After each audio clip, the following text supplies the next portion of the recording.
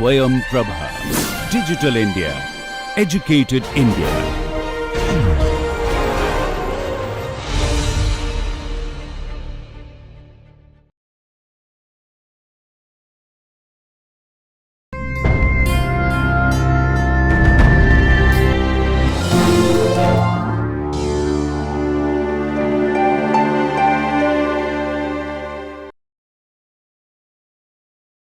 So let's start off today's class with a discussion on how to essentially consider performance specifications during control design, right?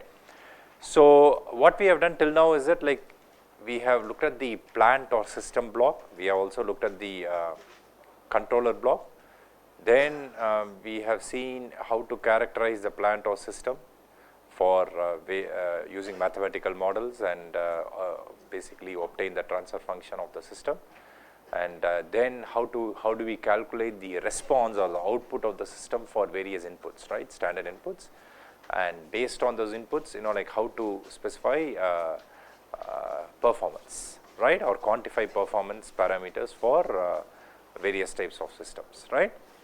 And then we looked at stability. We figured out that for Bibo stability, we require all the poles to be in the left of complex plane, and essentially we looked at various choices for controllers that we have, and we did a few examples, right, on how to essentially control the closed loop system, right, and use the Rhodes criteria to get like ranges of controller parameters that would provide closed loop stability.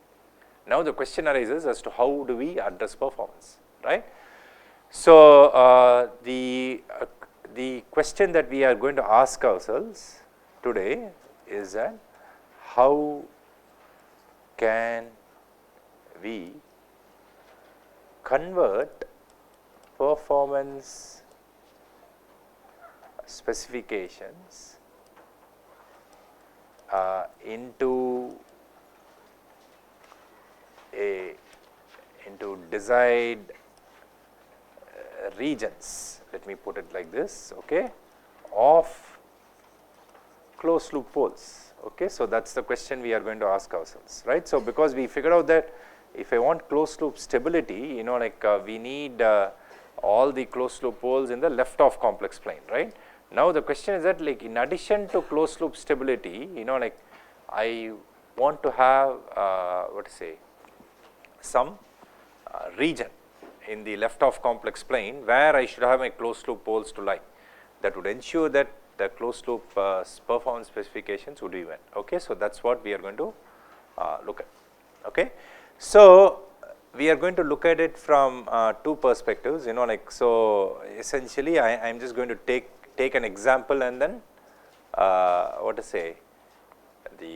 and then demonstrate how can we do this, okay.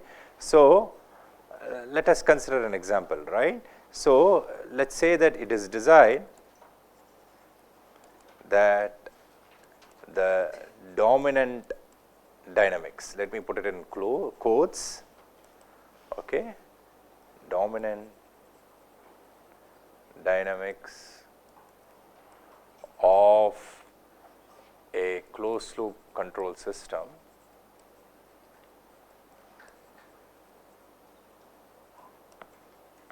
behave like that of an underdamped second order system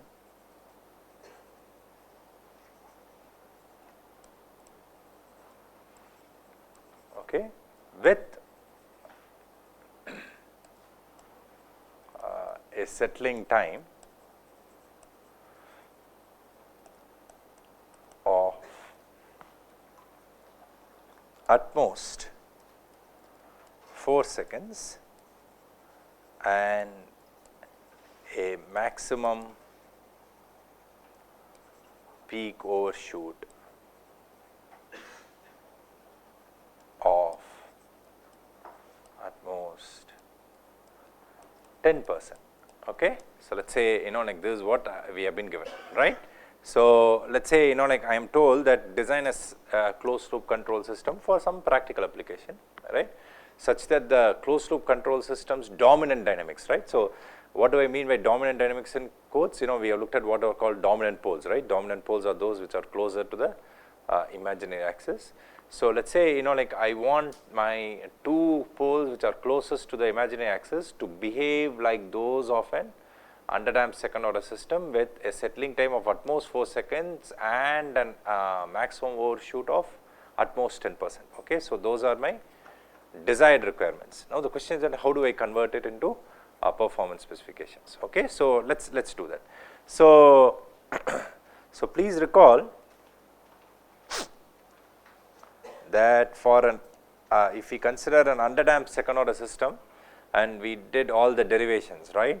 So the settling time Ts was essentially corresponding, of course, corresponding by default to the 2% settling criteria was equal to, what is the formula for the settling time? It is going to be 4 by zeta omega n, right? So 4 by zeta omega n was the expression for the settling time of an underdamped second order system considering the 2% settling criteria, right? So let's say, you know, like I want this to be at most 2 seconds, right? So this immediately implies that zeta omega n should be greater than or equal to 2. This implies that minus zeta omega n should be less than or equal to minus 2, right? So recall that the real part of the poles of an underdamped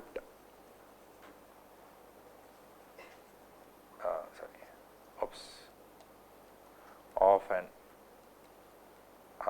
underdamped second order system was, what was the real part of the poles of an underdamped second order system? We looked at an underdamped second order system, right? What were the two poles? Minus zeta omega n plus or minus j omega d. Oh, okay. Sorry, I made an error here. Okay, sorry. Okay, did I? Okay, if I said 4, kindly change it. Thank you. No, sorry about that error. Is this correct? So minus zeta omega n should be greater than, should be less than or equal to minus 1, right? Yeah. Okay. So recall that the real part of the poles of an underdamped second order system was, of course, is, right, minus zeta omega n, right? So what this essentially means is that if I have my dominant poles to have a real part which is less than minus 1, I can meet the settling time criteria, right? So that's what this calculation concludes, right? So let's draw that, right? So let me draw the S plane and let's discuss this, right? So let's discuss what we just wrote down. So let's say, you know, like I want to have, I'm drawing the S plane, right? So the real axis and the imaginary axis, okay? So this is the left of plane and this is the right of plane, okay? So this is something which we already know. So so for stability we need all poles in the left of plane, right? So that's something which we already know. Now the point is, let us say, you know, like I look at minus 1 and draw a vertical line passing through minus 1. Okay, let me say I draw a vertical line which is parallel to the imaginary axis at minus 1, right? So what this expression means is that if I have my dominant poles to be to the left of this line at minus 1, right, passing through minus 1, then I know that my settling time is going to be less than 4 seconds, right? So that's what we can conclude from this analysis. So this region to the left of this vertical region essentially gives me an assurance that the settling time is going to be less than 4 seconds. Okay, so that is the region which will satisfy the condition on settling time. Is it clear how we concluded it?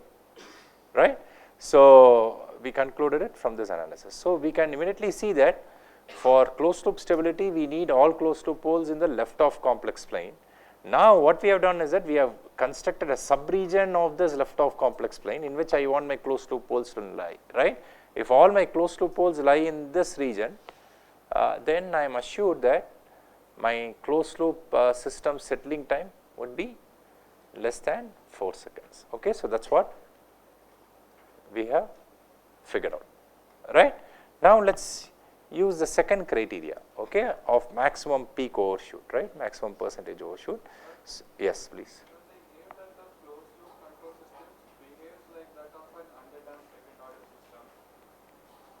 It is desired that the dominant dynamics, okay. It is not, see, the closed loop control system may be of order 10, for example, okay, it need not be second order.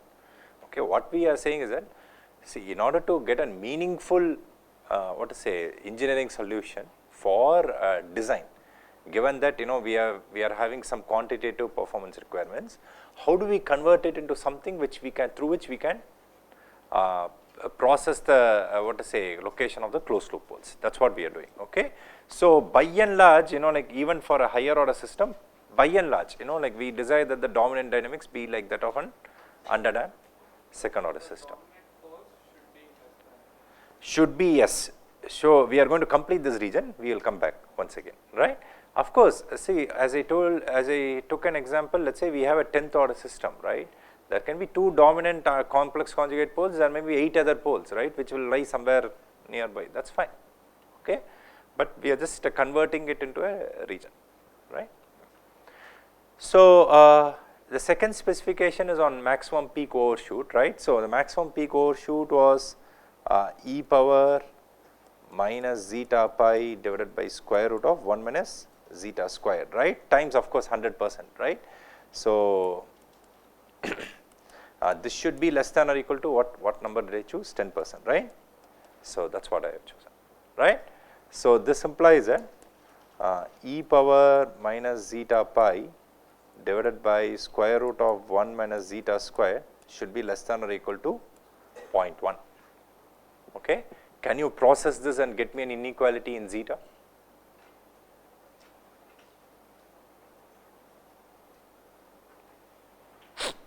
So, this should give me some condition like zeta should be greater than or equal to.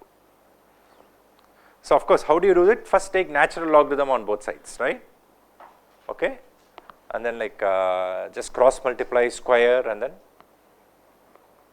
get the value. Of course, since zeta cannot be negative, we only take the positive value, right. Yeah.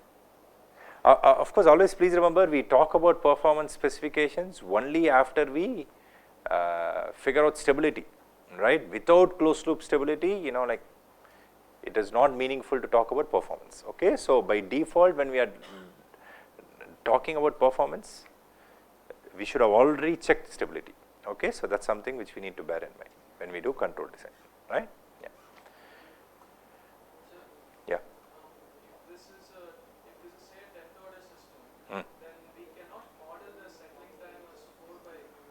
I agree, okay. But what we are saying is that if we design all the 10 poles to be to the left of this -1 line and you subject it to a unit step input, you get a reasonable engineering guarantee that the settling time criteria will be met. That's the guarantee, right. Okay.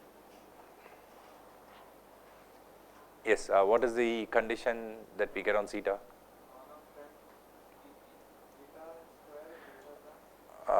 See, you take the natural logarithm and yeah, I am sure you can calculate it, right. So, how do we get a calculator here? So, oops.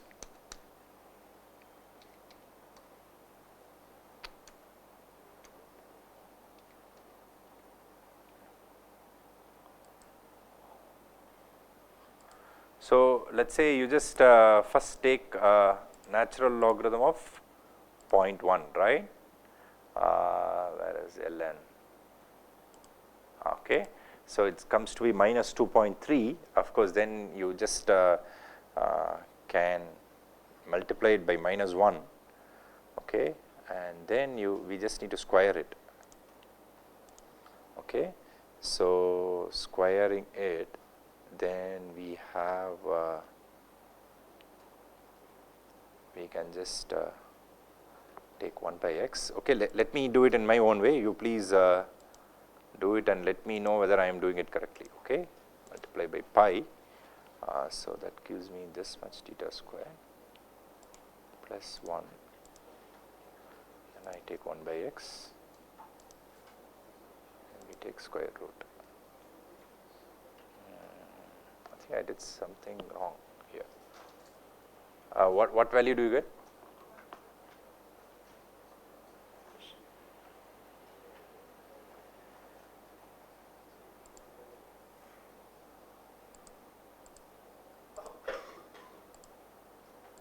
Take the natural logarithm. This you get.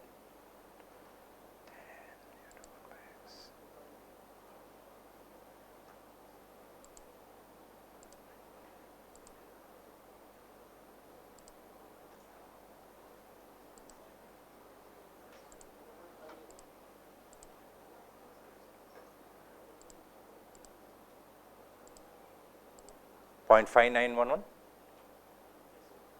am I correct? Okay. So, that is what we get. So, 0.5911, okay. So, of course, some simple algebra, I just did it in the calculator, okay. So, I am sure you can figure it out. Take the natural logarithm on both sides and cross multiply and then square the inequality, then what you will get is that, like, you will get a equation in zeta squared, right. You will not have a zeta term. So, you can get a condition on zeta squared, take the square root, then you will get a condition on zeta, right. So, zeta is 0.5911, right.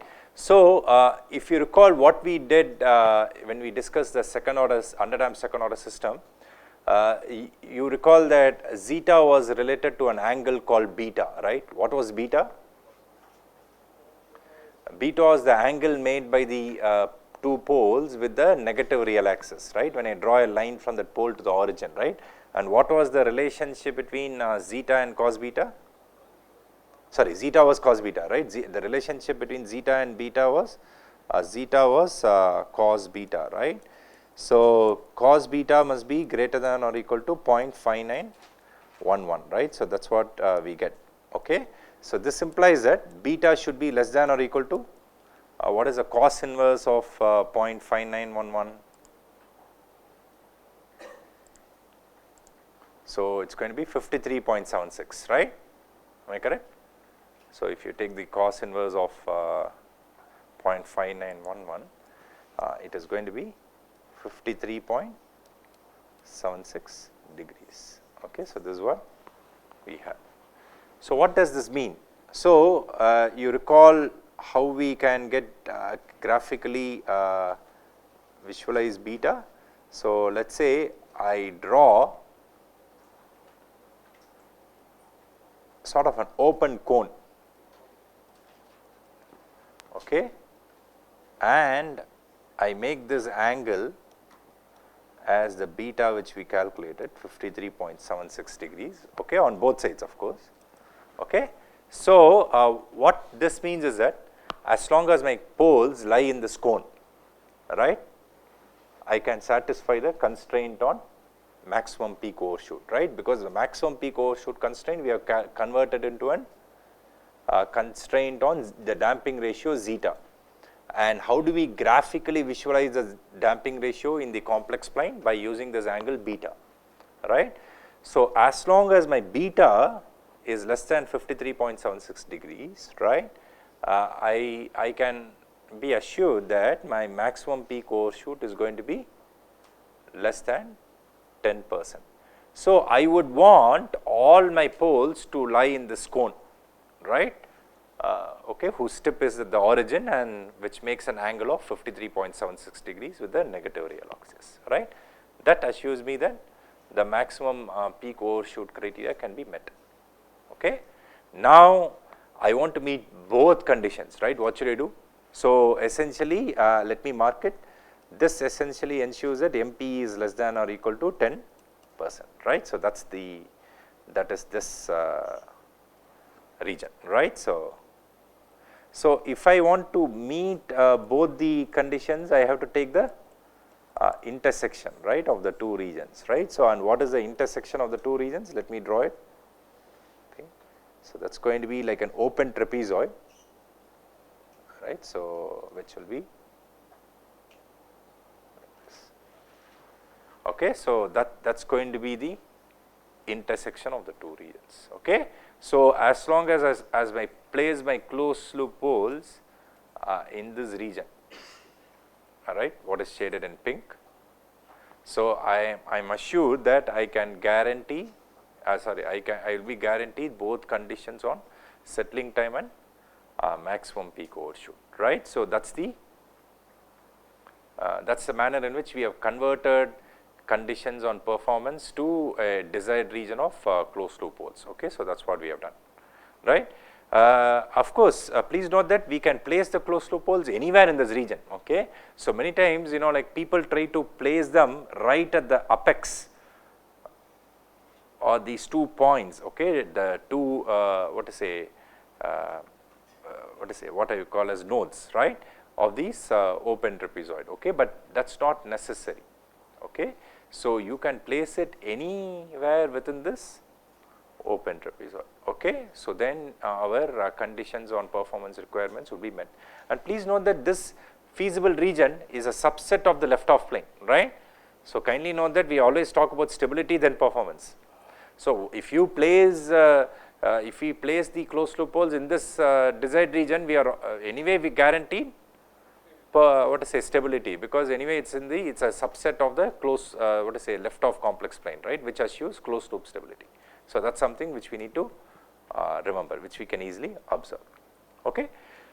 So, this is one example, right. So, of course, this makes our job a little bit challenging, right. So, now the question is how do we what design process do we make, do we adopt, to make sure that all our closed loop poles lie in this open trapezoidal region, right. So, see, for till now, if we just did a few examples where I just wanted closed loop stability, wasn't it. So, then we use the Routh's criteria and then like figured out, looked at the closed loop characteristic polynomial and then like figured out what conditions on the controller parameters would give me all roots of the characteristic polynomial to be in the left off complex plane, right. So, we could easily do that, right. Now, like we want to essentially have conditions on the controller parameters which would place my closed loop poles in this desired region. Okay. Then what tools do we use? Okay. So, that is something which we are going to study from let us say in the next class. Okay. We will use what is called as a root locus methods. We will learn what is meant by root locus, and then like we will figure out how we are going to use this for control design. Okay. So, that we can meet both stability and performance. Okay. And in fact, such an idea can be also used to evaluate what is called as relative stability. Like see there are broadly like two notions. What we have been looking at is what is called as absolute stability. Some people would use the adjective absolute before stability, because to just convey that like we want Bibot stability and all poles to be in the left off complex plane. Okay.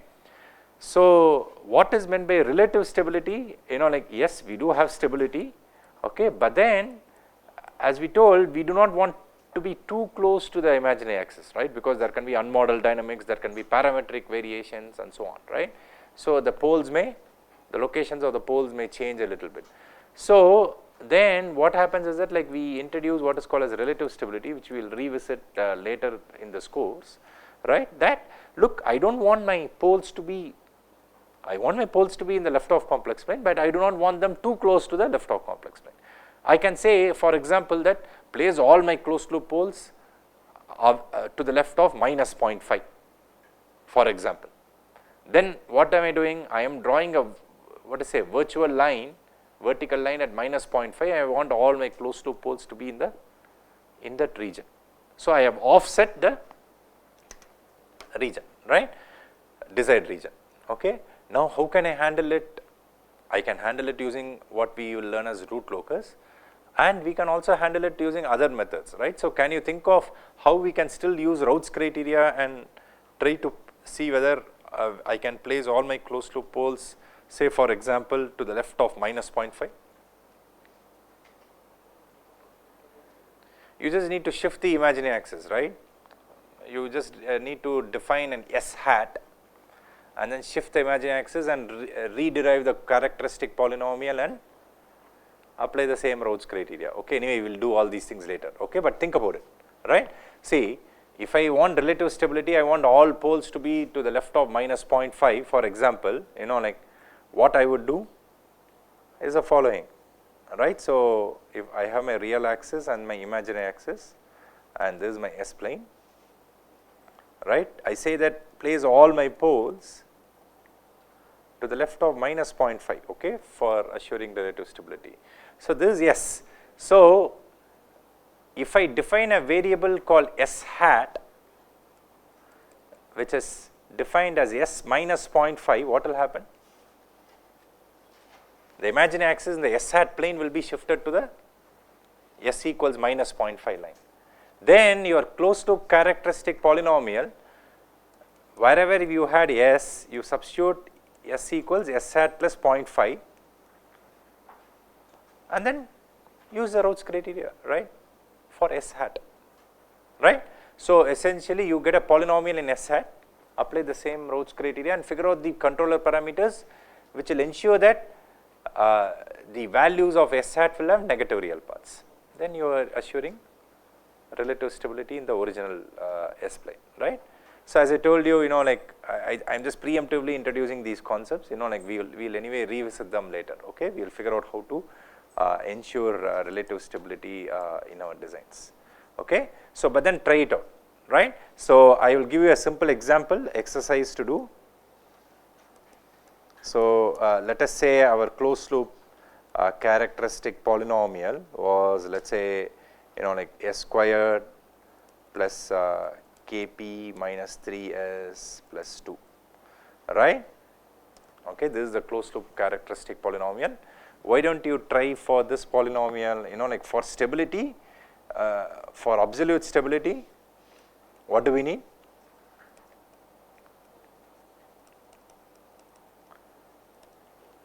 Kp must be greater than 3, right, because this is a second order polynomial. I want all coefficients to be non-zero and of the same sign, right, for all two roots to lie in the left of complex plane, right. So for absolute stability, Kp should be greater than 3, right.